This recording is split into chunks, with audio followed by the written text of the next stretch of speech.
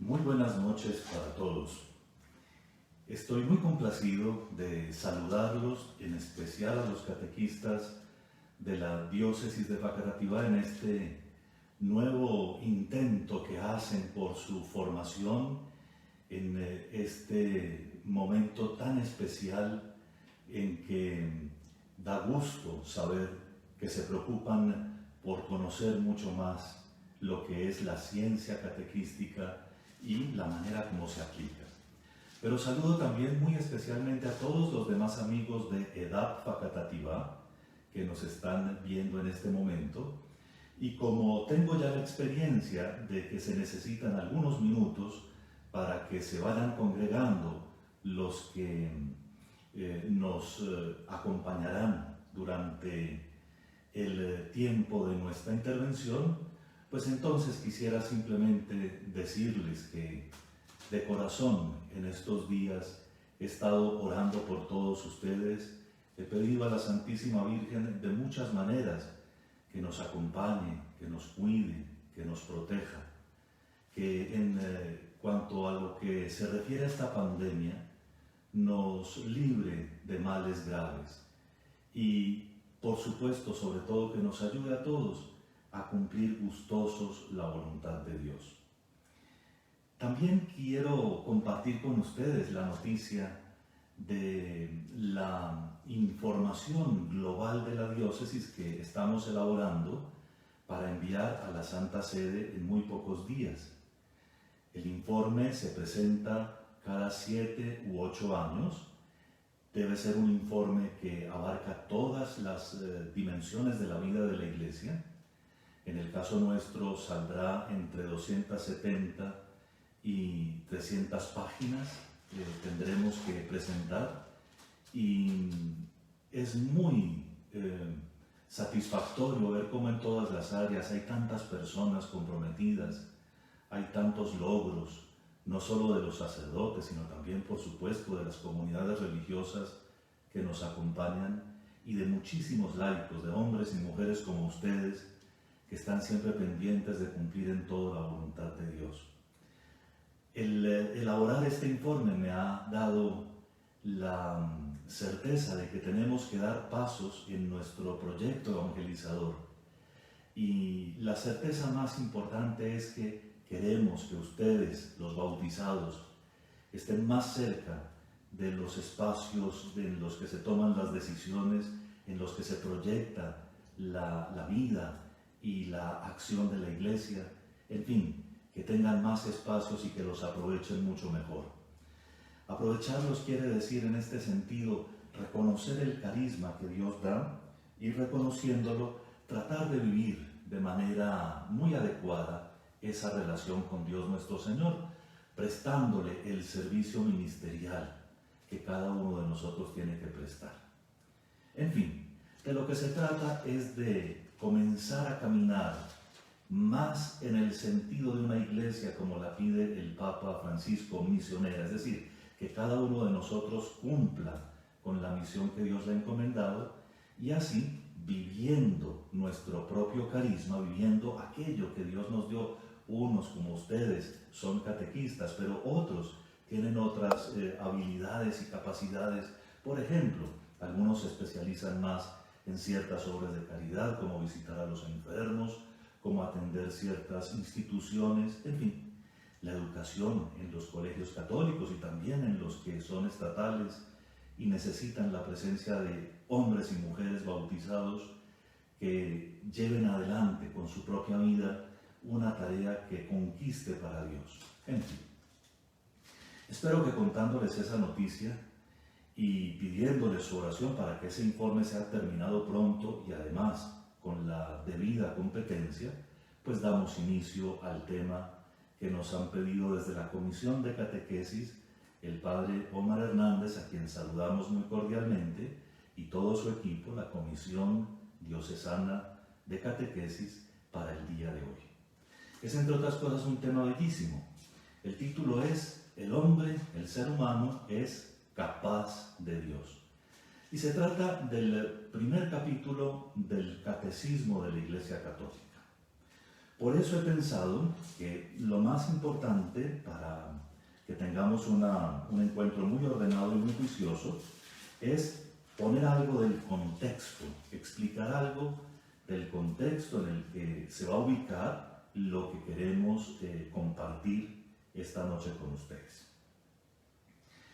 El catecismo de la Iglesia Católica, el que van a estudiar en estas reuniones ustedes cada viernes, este catecismo tiene 4 grandes partes. La primera parte se llama la profesión de fe, la segunda parte la celebración del misterio cristiano, la tercera parte se llama la vida en Cristo y la cuarta parte se llama la oración cristiana. 4 partes. Si recuerdan bien otras enseñanzas que con ocasión de otros acontecimientos he tratado de impartirles, aquí estamos hablando de las tareas de la catequesis. El catecismo pone los bloques de enseñanza, pero corresponden a las tareas de la catequesis. De tal manera que los que son catequistas entre ustedes han de saber que siempre tiene que tener esas 4 dimensiones por lo menos. Ya saben ustedes que además una formación para la vida comunitaria, que es la vida propia de la Iglesia, y para que aprenda cada uno a reconocer el carisma que Dios le dio y a ponerse al servicio de los demás, la misión. Entonces son las 4 grandes partes del catecismo de la Iglesia Católica, son la fe propiamente dicha, la profesión de fe, la celebración del misterio de la fe, la vida en Cristo y la oración cristiana. Como quien dice, el credo, el contenido de nuestra fe, aquello que tenemos que creer. En segundo lugar, la manera como nosotros celebramos los misterios cristianos, es decir, los misterios que Dios nos ha revelado, porque no cualquiera es la forma en que nosotros los cristianos celebramos nuestra fe. Luego, la moral que debe acompañar eso que creemos. Se llama la vida en Cristo porque realmente es mucho más que un ejercicio humano. Es un ejercicio que en la gracia se puede hacer y resulta extraordinariamente importante por la llamada a la eternidad que tenemos los seres humanos, la vida en Cristo, la moral cristiana. Y finalmente el estilo de oración nuestro, que no es cualquiera. Cuando Jesús nos enseñó el Padre Nuestro, nos enseñó el modelo. Así lo entiende la Iglesia y así lo encontrarán en la última parte del Catecismo de la Iglesia Católica. Es muy extraño que ahora proliferan por todas partes maneras de orar que no se parecen al Padre Nuestro ni en su contenido, ni en su forma, ni en la manera de dirigirse uno a Dios. Así que, teniendo en cuenta eso, ubicamos el tema de hoy, el hombre es capaz de Dios, en la primera parte. Pero no solo en la primera parte, sino como un preámbulo. Esto todavía no es contenido de fe. Hay como una división al interno de la primera parte, una sección que consiste en una introducción, y eso es lo que vamos a comenzar en el día de hoy.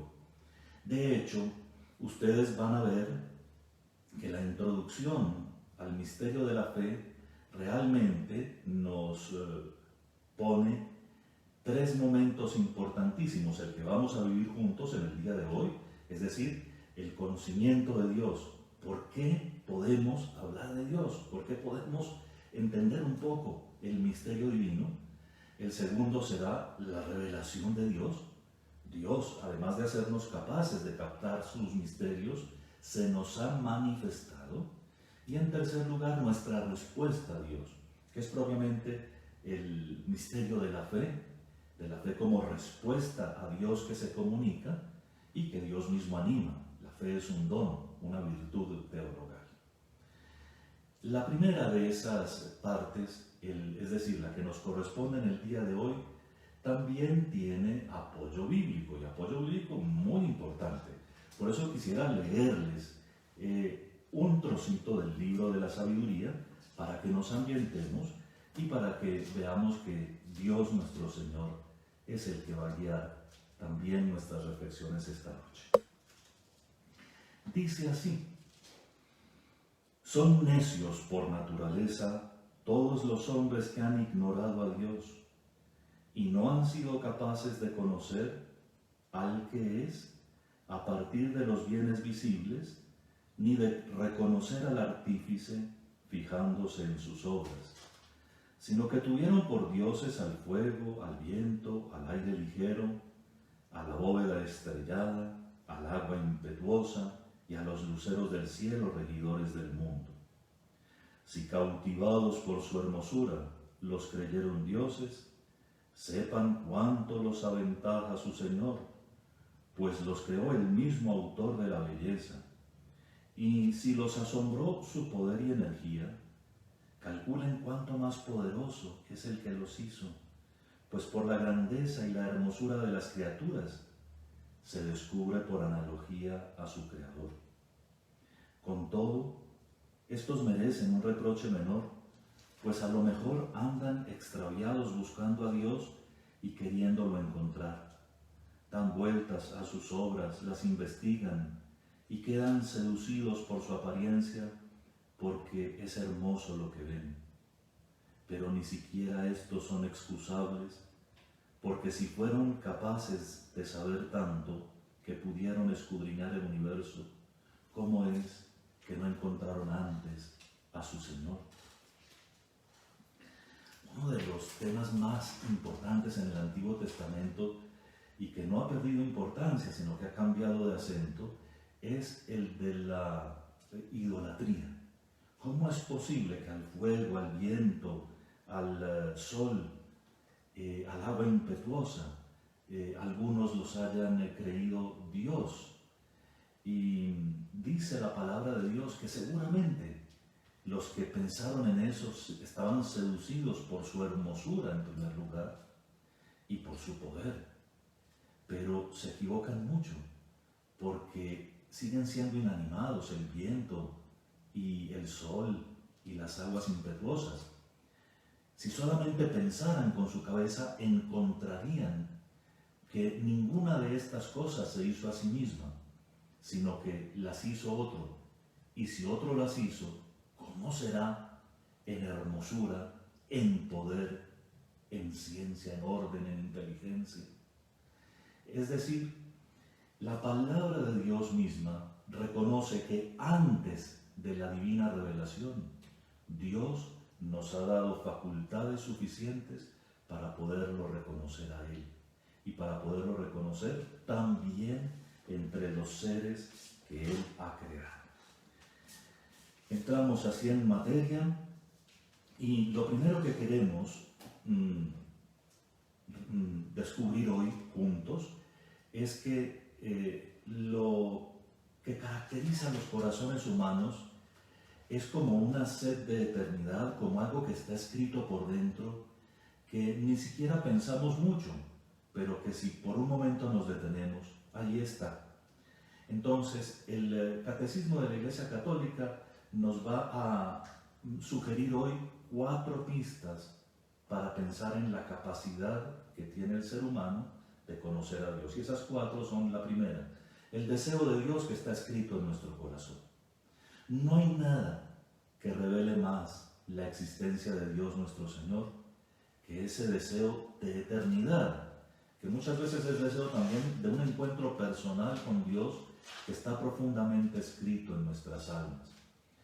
Y para que nos entendamos muy bien, sobre todo los que son catequistas y nos están siguiendo en este momento, eso lo tenemos que pensar de nosotros mismos para entenderlo, pero pensarlo también de aquellas personas a las que tratamos de transmitir la fe con nuestras enseñanzas. Porque esos niños o esos jóvenes, o las personas adultas como nosotros a las que nos dirigimos cuando estamos transmitiendo la catequesis de la Iglesia, esas personas también tienen en lo profundo de su corazón el deseo de Dios. Y un deseo que a veces se vuelve búsqueda. Hay momentos de la vida que son particularmente intensos porque el ser humano busca una respuesta, busca una conclusión, busca entender algo que no entiende. Y en fin, en esos momentos todos nosotros nos parecemos. y en nuestro interior no renunciamos a la idea de tener que morir, de tener que terminar una magnífica relación o una relación de amor profundo con alguna persona que además reconocemos que valía la pena, que no tenía nada de malo. Pero es importante que desde ya consideremos que eso que nosotros reconocemos que todos tienen en su corazón escrito como el anhelo divino, el anhelo de las cosas grandes, de las cosas que perduran y hasta del rostro paterno de Dios que nos proteja, que nos cuide, está obnubilado de muchas maneras, por muchas circunstancias en el mundo en que vivimos. Piensen cómo es tan fácil uno rebelarse contra los planes de Dios como hacen tantos en este planeta, que confunden las cosas y piensan que el Creador tiene la culpa de todo. Algunos porque no se han sentado, como nos pedía el texto leído, a pensar bien las cosas, confunden el orden de la creación con el orden de la voluntad divina. Y entonces no es extraño oír de pronto a alguien que, bueno, nos interroga diciéndonos, ¿y ustedes creen que Dios es bueno? Pero si creen que Dios es bueno, ¿cómo es posible que deje morir niños de hambre? Fíjense que la cosa es grave y además es un interrogante profundísimo que necesitaría una respuesta adecuada en su momento. O también el que viene pidiendo intensa y repetidamente una intervención divina, por ejemplo en el caso de una enfermedad o en el caso de una situación que está lastimando profundamente su existencia y que finalmente dice, no, no me oyen, a mí no me oye nadie, yo estoy perdiendo mi tiempo. Tan tremenda es la situación como el drama que revela de una búsqueda que nunca está satisfecha y que por otra parte está como reclamándole a Dios que actúe al modo humano, que actúe como negociando. Vean cómo hoy en día tantas personas, inclusive de las más cultas que encontramos, están tentadísimas con esas oraciones que prometen milagros fáciles. Es decir, usted reza esto y esto y esto y puede pedir 3 milagros, o 5 milagros, o 1 milagro. Usted reza esto, le manda esta imagencita, otro WhatsApp, y entonces en 10 segundos le va a ocurrir una cosa buena. Y creer que hay gente que cree eso. Fíjense cómo en el mismo ambiente están los obstáculos para que ese deseo de Dios sea puro y limpio. Y si pensamos en esto que estoy diciendo en este instante, pues pensemos que en la raíz de todo está también nuestra inclinación al mal, nuestra búsqueda de nosotros mismos y la raíz más profunda que es el pecado. Y el deseo que tenemos de Dios a veces, como les decía, puede ser intenso y puede apretarnos el alma, inclusive de manera muy bonita podría volverse un deseo profundo, una inspiración, como en una noche serena, llena de estrellas, o en un amanecer de colores. Pero en otras ocasiones, por ejemplo, ante la tumba o el sepulcro de un ser querido, puede volverse una pregunta desgarradora. Sí, el primer indicio de que nosotros somos hechos para Dios es que en nuestro corazón está sembrado un deseo profundísimo de Dios.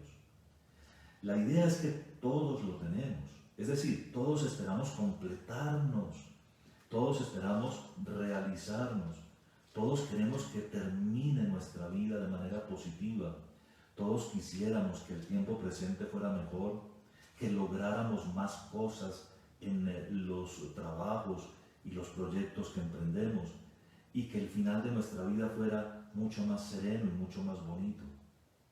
Pero eso se vuelven solo anhelos si no descubrimos que en el fondo de todo el verdadero anhelo tiene rostro. Tiene ese rostro que San Agustín en sus confesiones llamaba a aquel que tarde amé y tarde conocí, a aquel de quien está sedienta mi alma. Mi corazón se halla inquieto y no haya sosiego hasta cuando descansa en ti.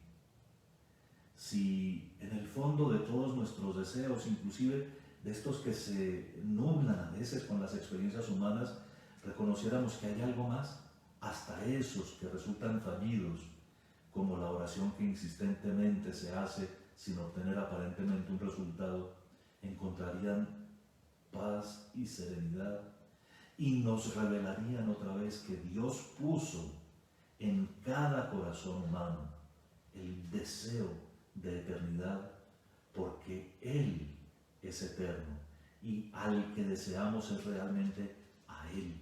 Él nos hizo y somos suyos. Él nos ha hecho y le pertenecemos a Él.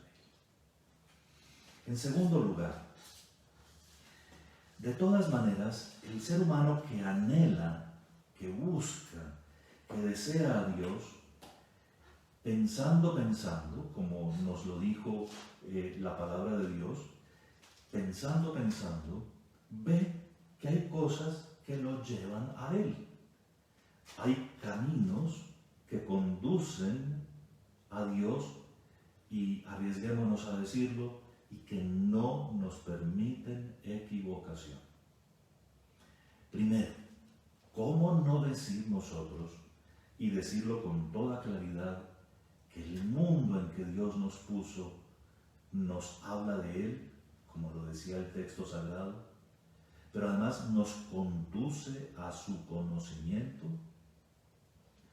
¿No es verdad que por el poder de las olas reconocemos que hay poder que no se puede controlar, que nosotros mismos no podemos dominar?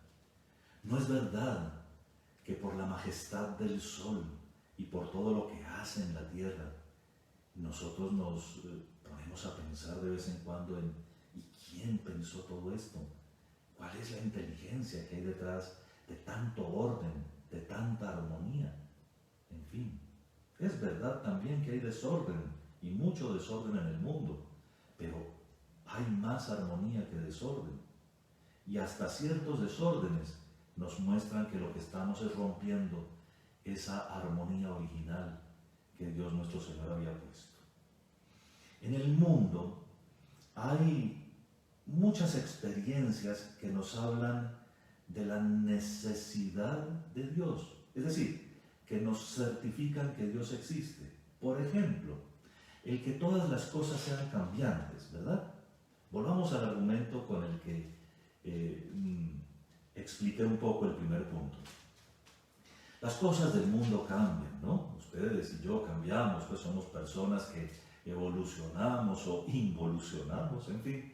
Nosotros estamos en cambio continuo, pero los que tienen más años saben que no hay ningún edificio en el mundo suficientemente sólido como para decir va a ser eterno.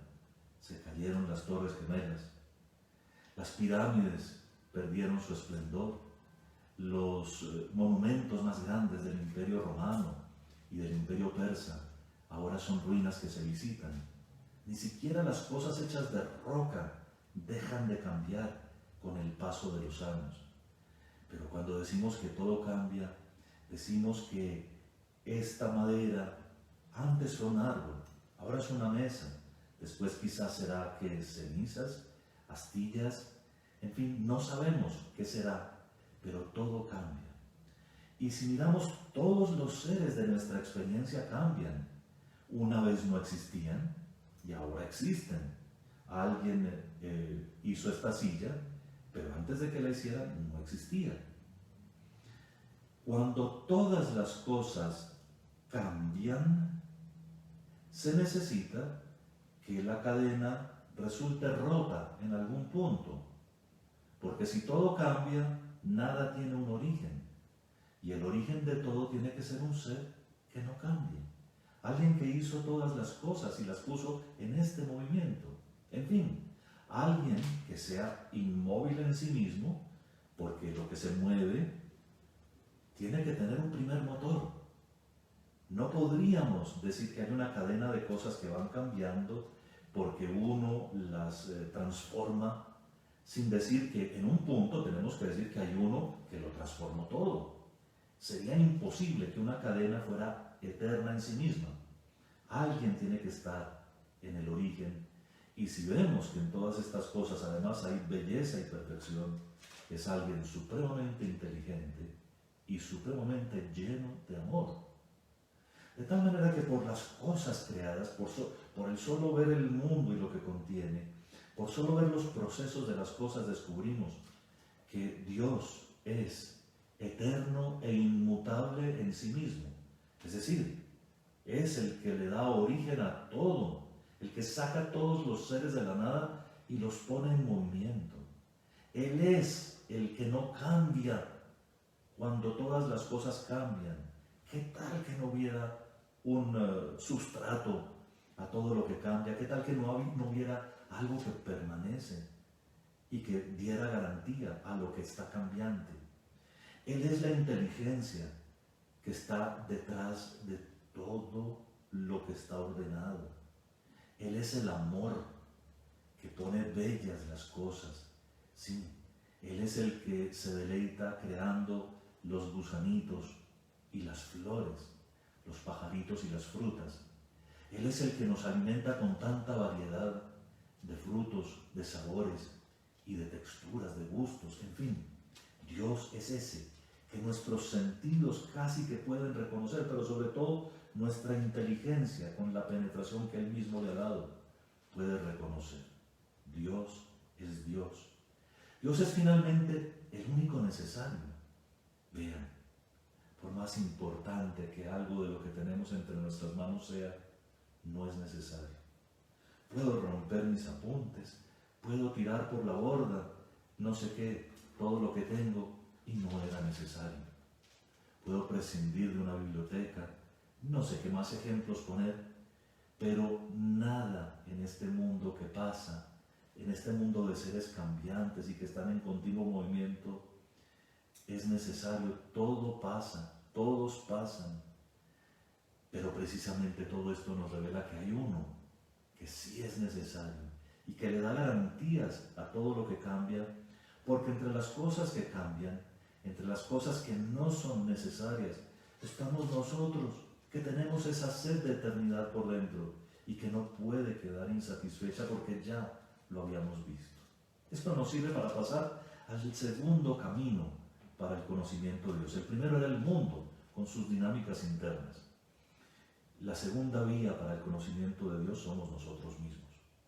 Entre los seres creados, el ser humano es particularmente interesante, porque nosotros somos imagen y semejanza de Dios, diríamos desde la fe. Pero antes de la fe, cualquier ser humano podría reconocer que en su interior hay unas facultades, unas potencias que ningún otro ser creado tiene. Y esas potencias y facultades son la inteligencia, la voluntad, la memoria y la manera como se relacionan.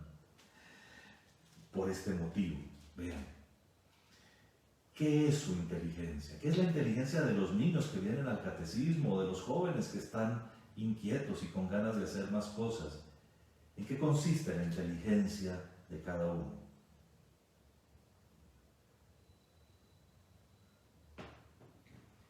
En las raíces de la palabra inteligencia se puede percibir la facultad de leer por dentro.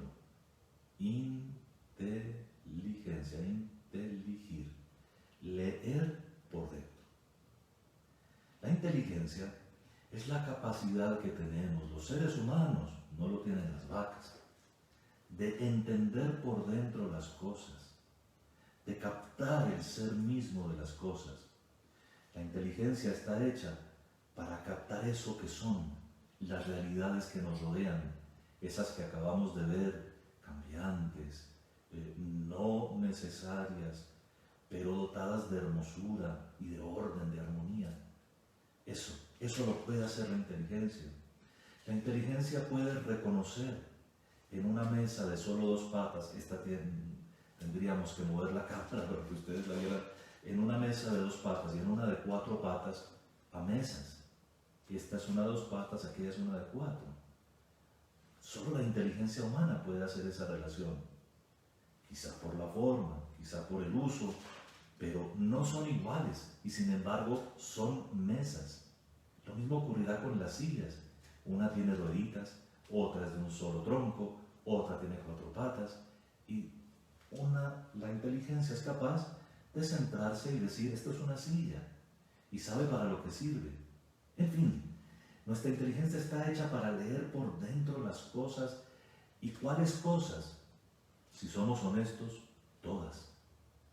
La inteligencia es tan inquieta que quisiera todo comprenderlo, todo analizarlo, todo entenderlo.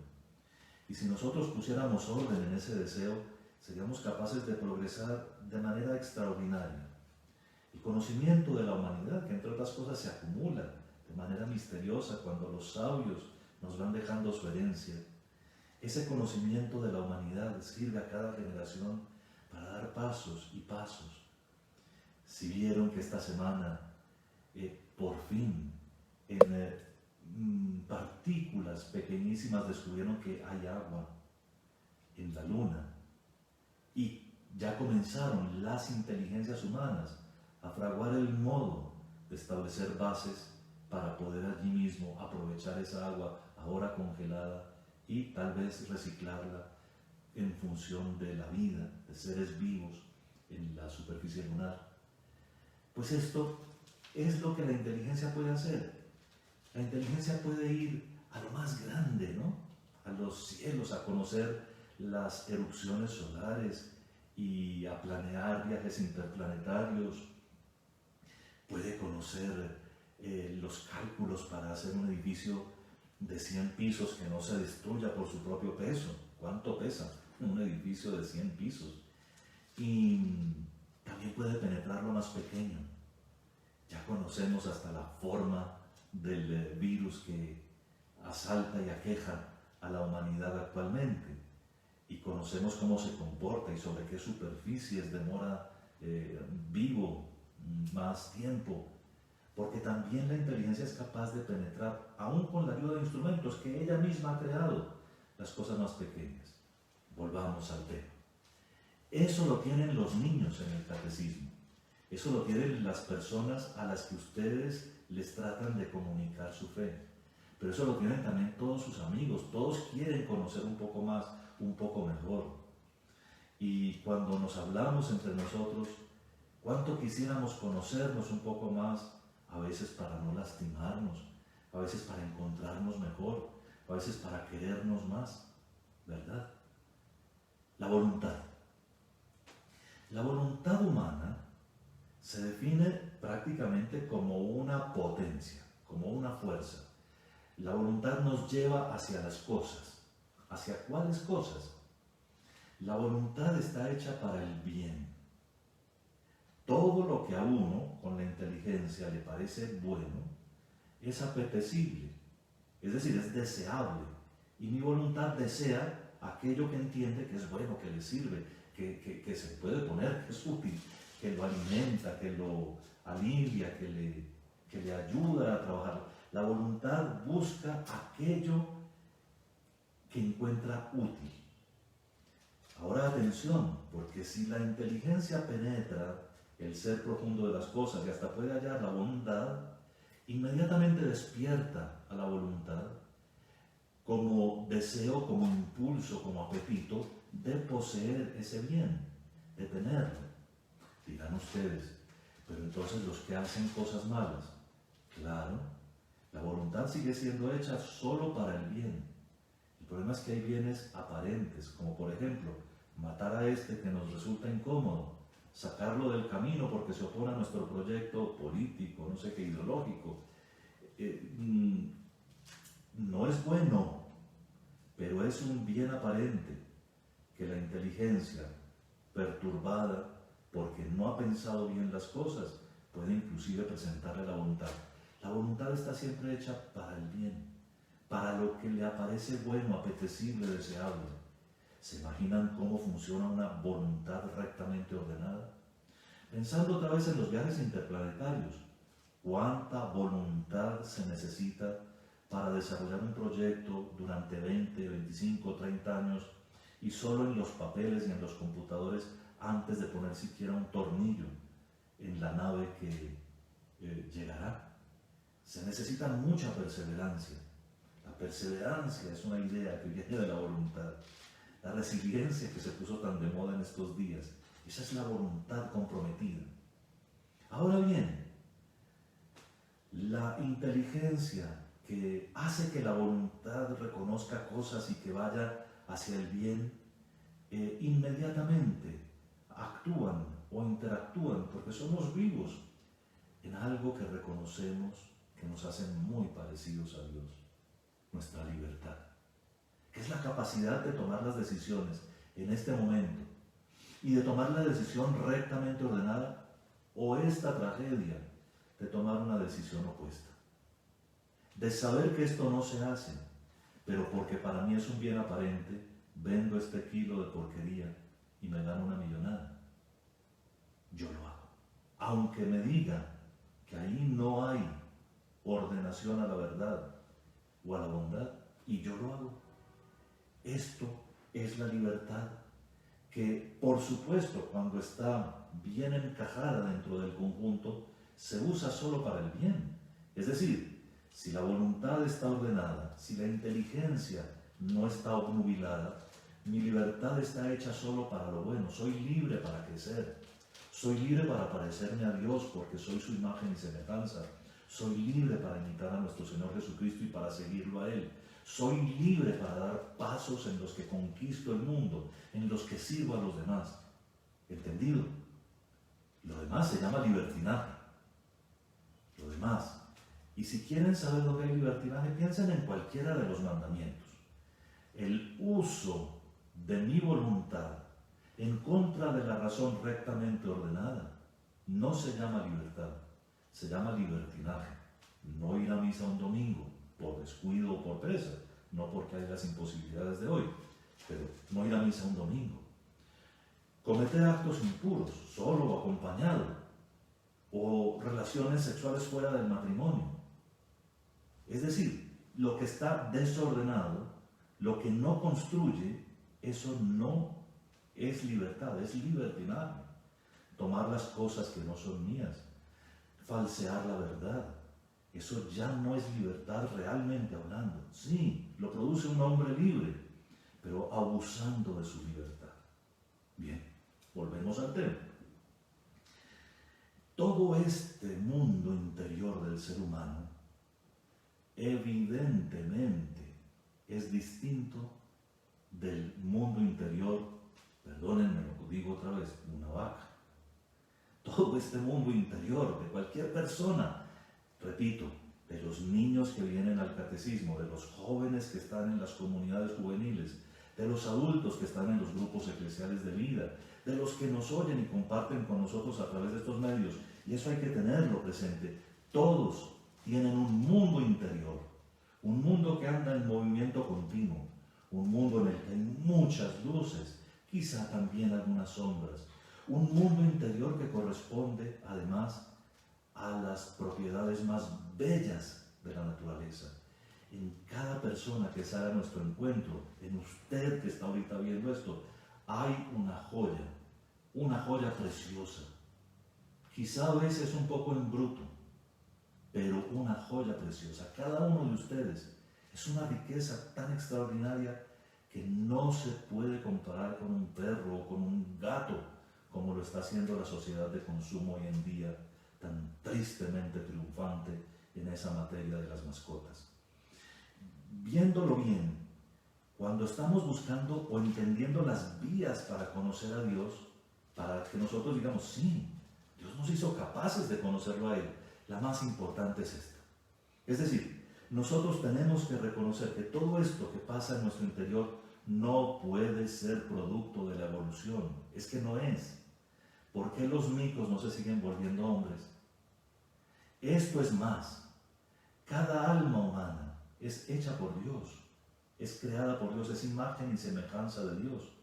Y si algo nosotros por dentro tratamos de encontrar es precisamente eso, que hay tanta riqueza, tantas posibilidades, que Dios nuestro Señor tiene que haber hecho algo que es espiritual y que no se parece, definitivamente no se parece a lo que el mundo moderno a veces quiere decirnos de lo que es un ser humano. Un tercer paso en este capítulo sobre el hombre capaz de Dios trae el catecismo de la Iglesia Católica y en él nos presenta cómo es la enseñanza de la Iglesia sobre esta posibilidad que espero que haya quedado clara que tenemos de conocer a Dios, es que podemos conocer a Dios nuestro Señor. Aquí no me quedo con las ganas de leerles otro trocito importantísimo de la Biblia. A propósito, el primero era Sabiduría 13. Sabiduría 13. Ahora les voy a leer un trocito de la carta a los Romanos, que no les indico ahora cuál es el texto para que simplemente me escuchen, por favor, que tienen más provecho si lo escuchan, al final les diré la cita. Pero dice así, nos dice Dios por medio de San Pablo. Ustedes perdonan si el vocabulario es muy fuerte, pero así está escrito en la palabra divina. La ira de Dios se revela desde el cielo contra toda impiedad e injusticia de los hombres que tienen la verdad prisionera de la injusticia. Porque lo que de Dios puede conocerse les resulta manifiesto, pues Dios mismo se lo manifestó. Pues lo invisible de Dios, su eterno poder y su divinidad son perceptibles para la inteligencia a partir de la creación del mundo a través de sus obras. De modo que son inexcusables, pues habiendo conocido a Dios no lo glorificaron como Dios ni le dieron gracias. Todo lo contrario, se ofuscaron en sus razonamientos, de tal modo que su corazón insensato quedó envuelto en tinieblas. Alardeando de sabios, resultaron ser necios, y cambiaron la gloria del Dios inmortal por imágenes del hombre mortal, de pájaros, cuadrúpedos y reptiles, por lo cual Dios los entregó a las apetencias de su corazón, a una impureza tal que degradaron sus propios cuerpos, es decir, cambiaron la verdad de Dios por la mentira, adorando y dando culto a la criatura y no al Creador, el cual es bendito por siempre. Amén. Por esto, Dios los entregó a pasiones vergonzosas, pues sus mujeres cambiaron las relaciones naturales por otras contrarias a la naturaleza. De igual modo los hombres, abandonando las relaciones naturales con la mujer, se abrazaron en sus deseos unos de otros, cometiendo la infamia de las relaciones de hombres con hombres y recibiendo en sí mismos el pago merecido por su extravío. Y como no juzgaron conveniente prestar reconocimiento a Dios, Dios los entregó a su mente insensata para que hicieran lo que no conviene, llenos de toda clase de injusticia, maldad, codicia, malignidad, henchidos de envidias, de homicidios, discordias, fraudes, perversiones, difamadores, calumniadores, enemigos de Dios, ultrajadores, altaneros, fanfarrones, ingeniosos para el mal, rebeldes a sus padres, insensatos, desleales, crueles, despiadados, los cuales, aunque conocían el veredicto de Dios, según el cual los que hacen estas cosas son dignos de muerte, no solo las practican, sino que incluso aprueban a los que las hacen.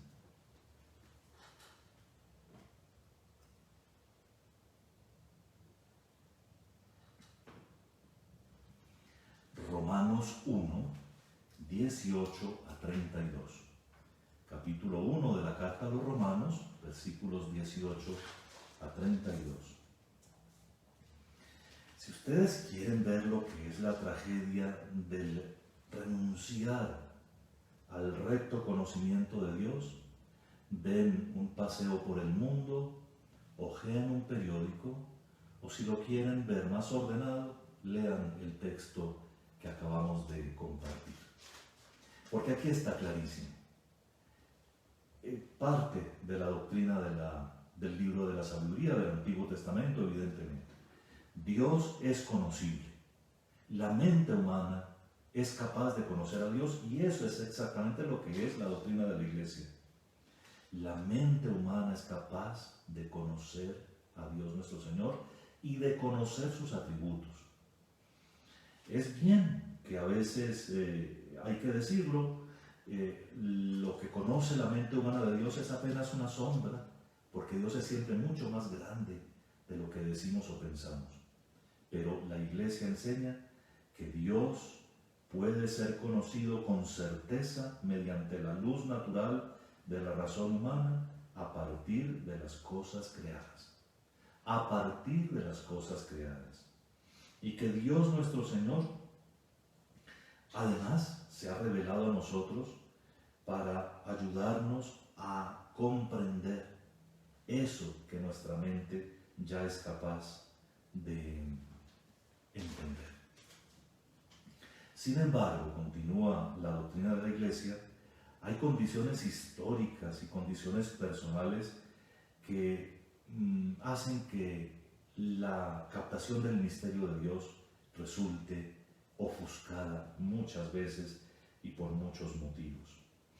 En fin, que lo que ahora en este tercer paso del capítulo que nos correspondía analizar en esta noche se dice, es que nos fabricamos ídolos. Nuestra inteligencia sigue funcionando, pero nosotros la clausuramos, la apagamos. No vemos las cosas reales porque muchas veces estamos tan pegados de nosotros mismos y de nuestros propios caprichos que simplemente omitimos, despreciamos el conocimiento de las cosas santas. Y precisamente por ese camino llega la tragedia al ser humano. Eso es importantísimo entenderlo, porque si cuando les hablé del libro de la sabiduría al principio de nuestra intervención, les dije que el problema fundamental era el de los ídolos, y les anuncié que la idea en el Nuevo Testamento sigue siendo sobre los ídolos, pero fíjense cómo San Pablo muestra que el ídolo finalmente es uno mismo. El peor de los ídolos no es una estatua que represente animales, cuadrúpedos o serpientes o reptiles, pájaros o cuadrúpedos, en fin, no es un águila, no es una serpiente, no es un cocodrilo, no es una rana. Dios no es eso. Dios no es tampoco el río tal o cual. No, simplemente no. Pero eso ya no ocurre, o mejor dicho, casi no ocurre. Siempre hay mentes todavía muy obnubiladas.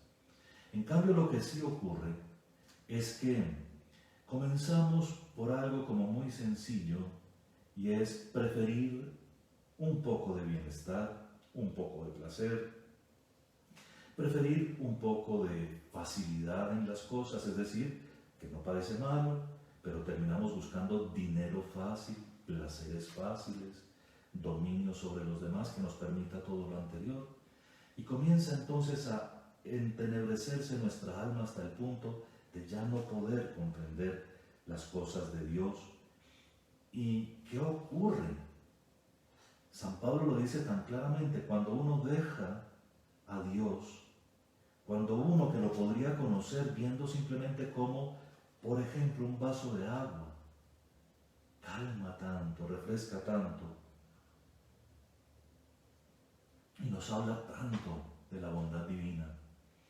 O pensemos cada uno de nosotros en las cosas más bellas que tiene el mundo, y cómo nos podrían hablar de Dios cuando dejamos de captar esa presencia de Dios. Comenzamos a desviarnos del camino, y fíjense cómo advierte Pablo que esto llega a las consecuencias más aterradoras Pero no solo eso, sino que les quise leer hasta el final, para que vieran que lo peor de lo peor no es ni siquiera los pecados enumerados allí, que ya son terribles, sino sobre todo el que llega uno a justificarlos, el que llega al punto en el cual Dios está tan lejos del panorama que uno mismo hace teorías para poder supuestamente vivir de esa manera. Y quisiera uno que cambiara la Biblia, y quisiera uno que cambiara la iglesia, y quisiera uno que cambiara muchas cosas para poder vivir como uno quiere vivir. En fin, aquí en este punto, mientras hablamos de el ser humano que es capaz de conocer a Dios, la iglesia nos advierte entonces que hay muchos obstáculos, pequeños y grandes, que cada uno de nosotros tendría la obligación de descubrir. Y a propósito, uno de los objetivos de la catequesis de los adultos, de los niños o de los jóvenes es ayudar a descubrir los obstáculos, no señalarlos.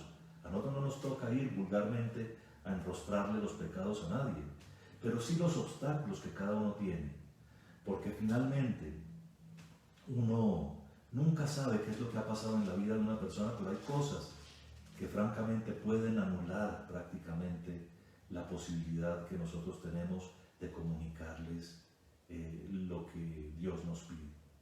Entonces, sí podemos conocer a Dios, dice la Iglesia, y tenemos que ser muy cuidadosos porque también hay que conocer los grandes obstáculos.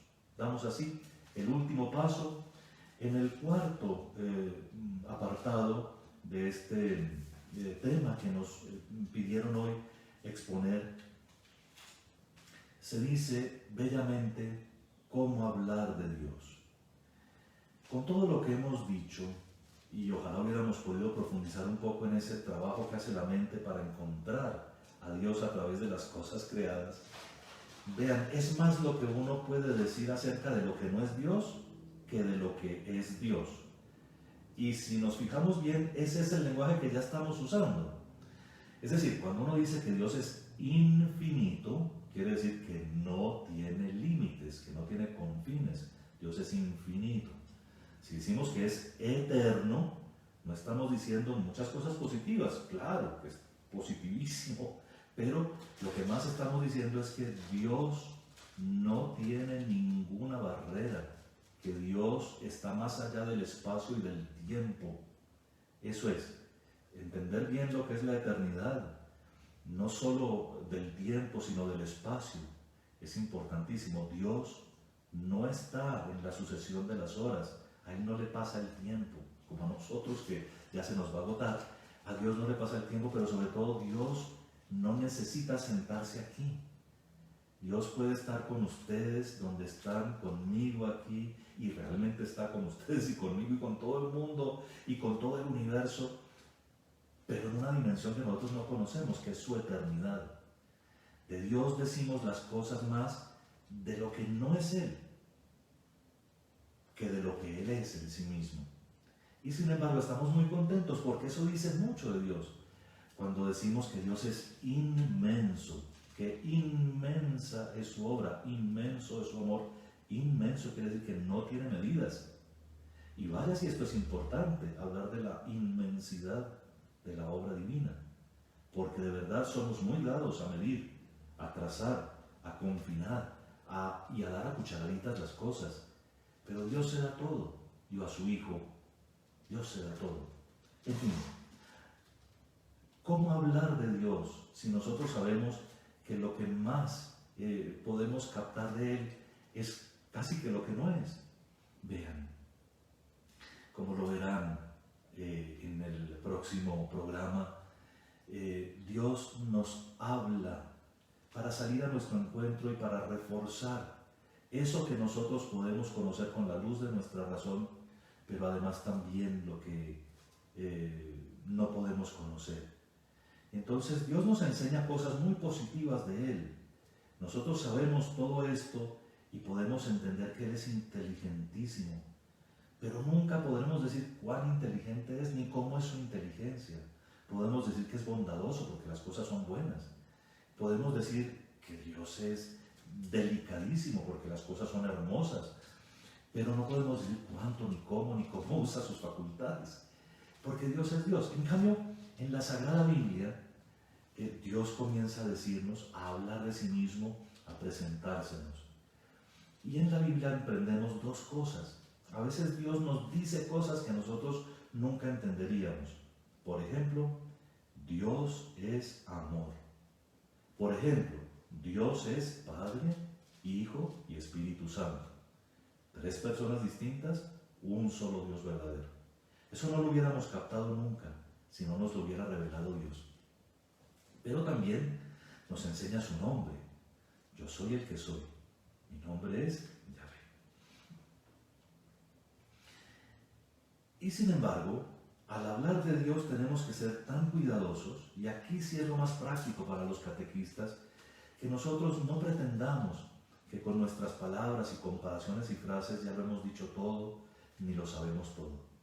Un gran respeto a la hora de decir lo que conocemos de Dios, porque como les dije, de Dios es más lo que no conocemos que lo que conocemos, pero eso al hablar de Dios debe traducirse simplemente en la humildad del lenguaje y en una búsqueda continua de ustedes y mía, de encontrar ciertas comparaciones que siempre sirven, teniendo cuidado de que la gente no se quede con la comparación y no con Dios.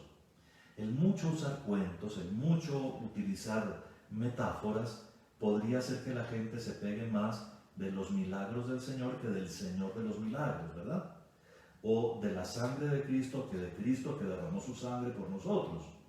Es decir, de la sangre de Cristo la podemos amar 1000 veces y toda la eternidad la amaremos seguramente, pero hay ciertas oraciones que son medio supersticiosas por ahí y que ponen a la sangre de Cristo como fuera de Él a hacer cosas. Cuidado. De Dios no podemos ufanarnos de que lo dijimos todo, porque nunca lo diremos. La eternidad la tenemos para conocerlo. Pero al momento de comunicarlo, tenemos que hacerlo con esa humildad del que reconoce que su amor es siempre más grande, que su bondad es siempre más intensa, que su misericordia es siempre más concreta, en fin, y que precisamente por eso las pequeñas comparaciones que usamos siempre son buenas. En la Biblia el mismo Dios pone comparaciones, como aquella que he repetido tantas veces con ustedes, seguramente. ¿Puede acaso una madre olvidarse del hijo de sus entrañas, de aquel que alimentó con su pecho? El profeta Isaías. Pues aunque eso ocurriera, dice Dios, yo no te olvidaré jamás. Es decir, el amor de Dios es tierno como el de una madre, pero infinitamente superior al de la mejor de las mamás. Y aquí volvemos al conocer en los demás las limitaciones y mirarlas con mucha misericordia. ¿Cuántas veces a una persona, adulto, niño o joven, que le tratamos nosotros de explicar que Dios es amor, fracasamos porque él nunca ha conocido el amor? ¿Cuántas veces hay tragedias en las vidas de las personas que hacen, por ejemplo, que la presentación de Dios Padre nunca sea suficientemente clara y concreta, porque no conocen un Padre, no tienen el concepto de Padre, o a veces el que tuvieron fue tan blandengue o tan violento que no representa a Dios? Piensen siempre que en el lenguaje hay cosas que revelan, pero también cosas que ocultan. Y por eso lo que la Iglesia nos pide al inicio del catecismo es que todo lo hablemos con una gran claridad, más bien ceñidos a las palabras de la Iglesia cuando estamos transmitiéndoles a los demás y entendiendo siempre las situaciones de los demás. Hoy en día, por ejemplo, la contaminación que están haciendo de los jóvenes y de gran parte de la sociedad por los medios de comunicación, con cosas como la ideología de género, o con la ideología comunista, socialista, o con la ideología capitalista, que es vulgarmente injusta. Cosas como esas que van arrebatando los corazones y poniéndolos a trabajar en favor de sectores del conocimiento y no del conocimiento de la gran verdad, que es Dios nuestro Señor. contaminan tanto al ser humano, que a veces nuestro interlocutor no está entendiendo lo que nosotros le estamos diciendo. Si nosotros decimos, bienaventurados los pobres de espíritu, porque de ellos es el reino de los cielos, qué difícil que siquiera piensen que esa frase es para ellos, ¿no? La pobreza, que es para todos, esa del Evangelio. Qué difícil que uno diga, eso es para mí. Ahí mismo inventa uno algo en qué pensar, una obra de caridad que hizo, en el mejor de los casos, u otra cosa. Ay, vean el Padre hoy cómo está, ¿cierto? Y rápido inventa algo para no decir, esto me lo dice Dios a mí. Así que eso hay que tenerlo siempre en cuenta cuando hablamos de Dios, y ser supremamente humildes y misericordiosos.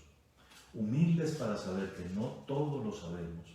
Dios es siempre más grande, siempre más grande de cualquier palabra humana, de cualquier conocimiento que el ser humano tenga de Él. Y entonces muy humildes, pero además muy misericordiosos, porque las otras personas, por más que tengan en su corazón el deseo de Dios, también tienen su drama propio, también tienen sus propias tragedias, sus límites y sus limitaciones. Pues ocupamos el tiempo completo y un minuto más, y doy disculpas si me pasé un poco del tiempo requerido. Al principio siempre me gusta dejar unos minutos de comentarios serenos y suaves, porque veo que tardan un poco en conectarse algunas personas, pero les agradezco mucho su atención. Quisiera terminar invitándolos a reposar en la idea de que ustedes son capaces de Dios, que Dios los hizo como vasos espirituales para derramar en ustedes su espíritu, que su inteligencia, su voluntad, su libertad son reflejo de Dios, o mejor dicho, son como antesala del conocimiento de Dios, porque Dios es así. Dios es inteligente, es libre, tiene una voluntad que está llena de misericordia y de amor. Por favor, recréense pensando en que todas las cosas de su experiencia, todo habla de Dios, porque hay uno que las sostiene en el ser. Ellas no se dieron la existencia.